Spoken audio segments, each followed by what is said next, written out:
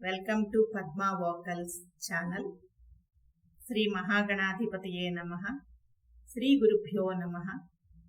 మూక పంచసతి ఆర్యా శతకం సావేరీ రాగం. శ్రీమాత్రే నమః.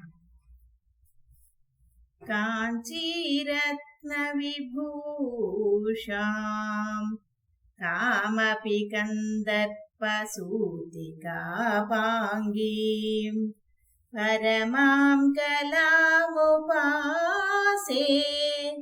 పరశివవామాంక పీఠికాసీనాం కంపాతీరచరాణాం కరుణాకోరకితదృష్టివాదానాం కేలీవనం మనో మే కేషాంచిద్భవతి చిద్విలాసానాం ఆమ్రతరుమూలవసతేః ఆదిమపురుషస్య నయన పీయూషం ఆరబ్ధయౌవనోత్సవం ఆమ్నాయ రహస్యం అంతరవలంబే అధికాంచి పరమయోగిభిః ఆదిమపరపీఠసీమ్ని దృశ్యేన అనుబద్ధం మమ మానసాం అరుణిమ సర్వస్వ సంప్రదాయేన అంకిత శంకరదేహాం అంకురితో రోజకంకణాశ్లేషైః అధికాంచి నిత్యతరుణీం అద్రాక్షాం కాంచిదద్భుతాం బాలాం మధురధనుషా మహీధరా జనుషానందామి సురభిబాణజుషా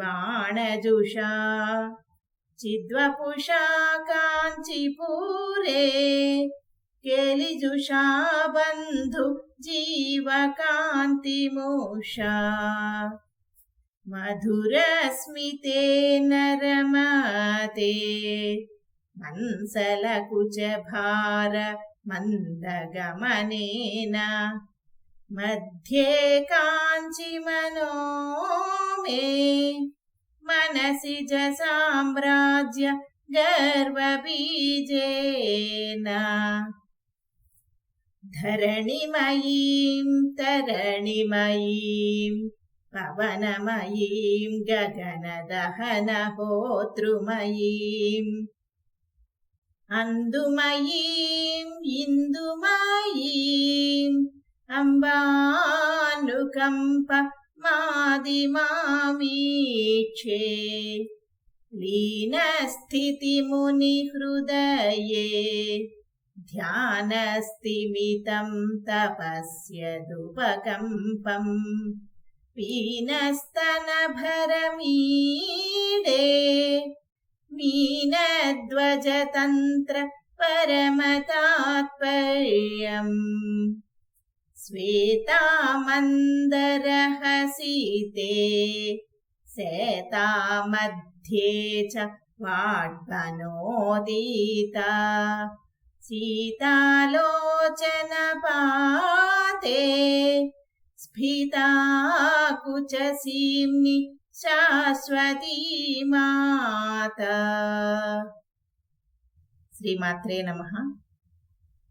ఈ వీడియో మీకు నచ్చినట్లయితే లైక్ చేయండి, షేర్ చేయండి. మూక పంచసతిలో ఆర్యా శతకంలోని 101 శ్లోకాలు వీడియో రూపంలో 10 శ్లోకాలు చొప్పున పెట్టడం జరుగుతుందండి. మీరు సబ్స్క్రైబ్ చేసుకొని ఆల్ నొక్కితే నోటిఫికేషన్స్ అన్నీ కూడా మీకు వస్తాయి. ధన్యవాదములు.